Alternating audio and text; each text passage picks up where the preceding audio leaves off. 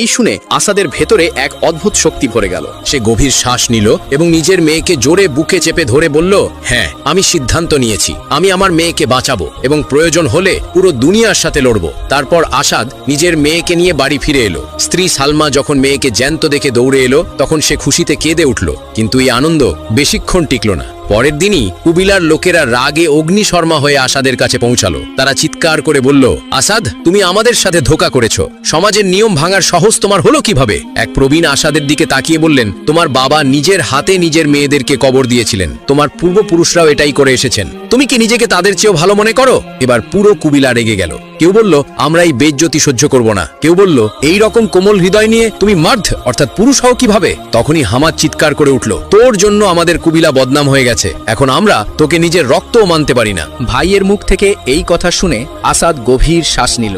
সে জানত যদি এই মুহূর্তে সে ভেঙে পড়ে তবে শুধু তার মেয়ে নয়, তার নিজের অস্তিত্বও বিপন্ন হবে। তারপর সে শান্ত গলায় বলল, আমি কোনো ধোঁকা করিনি, আমি তো শুধু একজন বাবা হওয়ার কর্তব্য পালন করেছি আমার সন্তানের জন্য।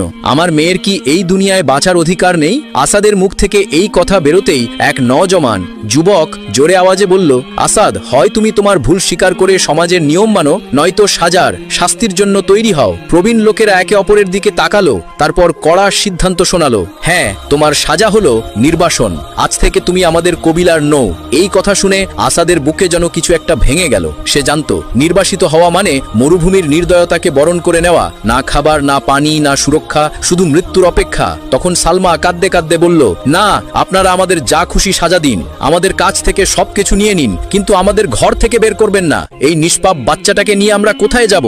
সালমার কথা শুনেও সর্দারের মন গলল না। সে কঠোর স্বরে বলল, তুমি যাই বলো, আমরা এখন আর কিছু শুনব না। এই কুবিলার মধ্যে দুর্বল জোকের কোনো জায়গা নেই। আসাদ ইবনে সালিম মেয়েকে বাঁচিয়ে রেখে আমাদের রেওয়াজকে প্রত্যাখ্যান করেছে, এখন তার নিয়তি হলো মরুভূমির রহমত, ওর তো দয়া। সালমা আবার জোরে কাঁদতে কাঁদতে বলল, আমাদের একবার শুনে নিন, যদি সাজা দিতেই হয় তো দিন, কিন্তু এই ছোট্ট বাচ্চাটি কি গুনাহ অপরাধ করেছে? কিন্তু কেউ তার কান্না শুনছিল না। শেষমেশ আসাদ, সালমা এবং তাদের মেয়ে মরুভূমির দিকে রওনা হলো।